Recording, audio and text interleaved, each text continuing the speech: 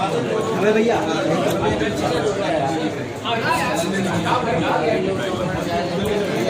तो पीछे आ गया सरद सब पीछे आ जाओ। जो हमारे जो रूल्स हैं, जो एंटी डिफेक्शन लॉ है, वो अगर किसी पार्टी के कोई भी माननीय विधायक उस पार्टी की मंशा के विपरीत काम करते हैं तो उस पार्टी का अधिकार होता है कि शेड्यूल 10 के अंतर्गत अध्यक्ष के समक्ष वो अपनी पिटीशन लगा सकते हैं। पिटीशन का निर्णय गुण दोष के आधार के ऊपर अध्यक्ष करते हैं। लेकिन इस प्रकरण में जो आज समाचार पत्रों के माध्यम से जानकारी हुई है, विधानसभा के अध्यक्ष के समक्ष उनकी सदस्यता को लेकर किसी भी प्रकार को कोई पिटीशन नहीं लगाया गया। जो माननीय सदस्य किसी राजनीतिक दल से निष्कासित होते हैं तो वो असंबद्ध सदस्य के रूप में उनको मान्यता मिलती है। अभी कल उन्होंने निष्कासन किया है, उनकी कोई सूचना निष्कासन की भी मेरे पास नहीं है। और जो सदस्य निष्कासित हुए उनके द्वारा भी उनको अलग से मान्यता देने की भी अभी मेरे पास किसी प्रकार का कोई आवेदन नहीं है। वो जिस समय आवेदन आएगा तो नियमानुसार उसके ऊपर कार्रवाई की जाएगी। देखिए, अयोध्या आना हर समय एक नई ऊर्जा का और एक नए विश्वास का यहाँ से संचार होता है। मेरा सौभाग्य है कि मैं श्री राम जन्मभूमि मुक्ति आंदोलन से देश की आजादी के बाद जब ये शुरू हुआ आंदोलन 1984 में, तब से मैं उसके साथ जुड़ा। राजनीतिक क्षेत्र में आने के पहले मैं बजरंग दल का संयोजक था, उस नाते से श्री राम जन्मभूमि आंदोलन के साथ निकट से जुड़ा हूं। मैं अयोध्या जिस समय वहां पर बाबरी ढांचा खड़ा था तब भी आया, जिस दिन बाबरी ढांचा ध्वस्त हुआ था उस दिन भी आया, जिस दिन शिलान्यास था उस दिन भी आया, और मर्यादा पुरुषोत्तम भगवान श्री राम जी के मंदिर के प्राण प्रतिष्ठा होने के बाद भी मुझे सौभाग्य मिला कि मुझे भगवान के दर्शन करने का अवसर मिला।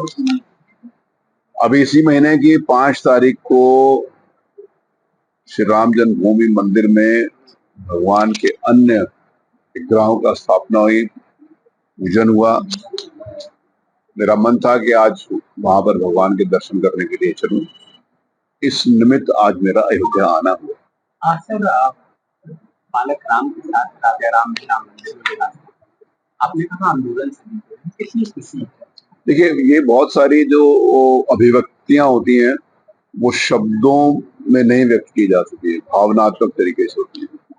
भगवान के दर्शन करके वो भाव, मैंने कहा कि जिस समय प्रारंभ से ही उस आंदोलन के साथ जुड़े और जिसके लिए सौगंध खाई, जिस समय हम लोग ये नारा लगाते कि सौगंध राम की खाएंगे, हम मंदिर भी बनाएंगे, तो कभी कभी लगता था ये सौगंध कैसे पूरी होगी। भगवान की कृपा से भगवान ने वो शक्ति दी, भगवान ने ऐसा वातावरण बनाया देश में। इस देश में ऐसी राष्ट्रभक्त सरकार आई माननीय मोदी जी के नेतृत्व में। उत्तर प्रदेश में माननीय योगी जी ने कमान संभाली, माननीय उच्चतम न्यायालय का आदेश आया, उच्चतम न्यायालय के आदेश के अनुरूप भारत सरकार ने प्रोएक्टिव रोल अदा किया, प्रदेश सरकार ने उसका अनुपालन कराने में काम किया। मैं उस समय मिनिस्टर था और अयोध्या का प्रभारी मंत्री भी था, तो अयोध्या के प्रभारी मंत्री होने के नाते से भी मुझे इस अयोध्या की पुण्य भूमि को सेवा करने का मुझे सौभाग्य प्राप्त हुआ है। ये मेरे लिए बहुत गौरव की बात है। इस देश में लोकतंत्र के काले अध्याय में देखा जाता है। लोकतंत्र में तानाशाही का कोई स्थान नहीं है। हमारे संविधान में लोकतंत्र की सबसे महत्ता, आवश्यकता और उसके ऊपर पूरा विस्तार से चर्चा भी करी है।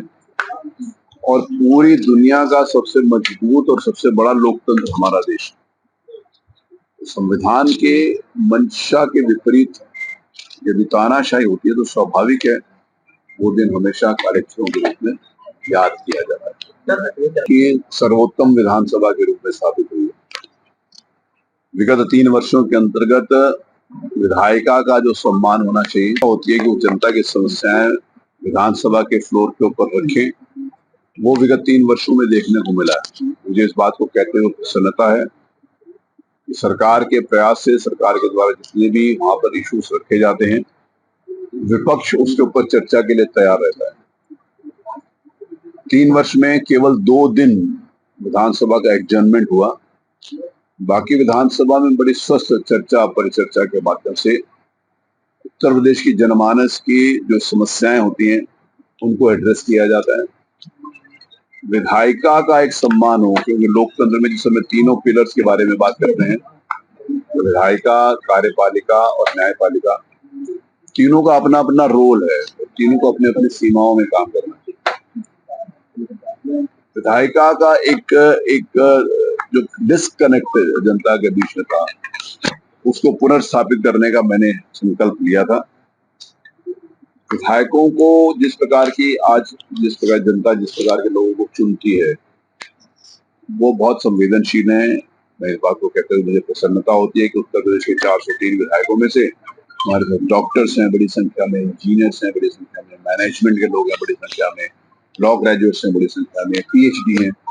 तो अब वो समाज में परिवर्तन आया, जागरूकता आई है कि बहुत सारे लोग ऐसे योग्य व्यक्ति को चुनकर विधानसभा में भेजते हैं और उनकी योग्यता विधानसभा में विगत 3 वर्षों में परिलक्षित हुई है। मुझे इस बात की प्रसन्नता है।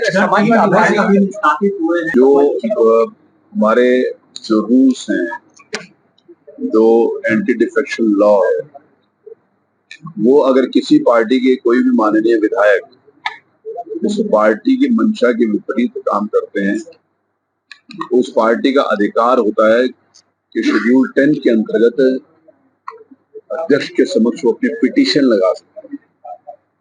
पिटीशन का निर्णय गुण दोष के आधार के ऊपर अध्यक्ष करते हैं। लेकिन इस प्रकरण में जो आज समाचार पत्रों के माध्यम से जानकारी हुई है, विधानसभा के अध्यक्ष के समक्ष उनकी सदस्यता को लेकर किसी भी प्रकार का कोई पिटीशन नहीं लगाया गया। जो मान्य सदस्य किसी राजनीतिक दल से निष्कासित होते हैं, तो असंबद्ध सदस्य के रूप में उनको मान्यता मिलती है।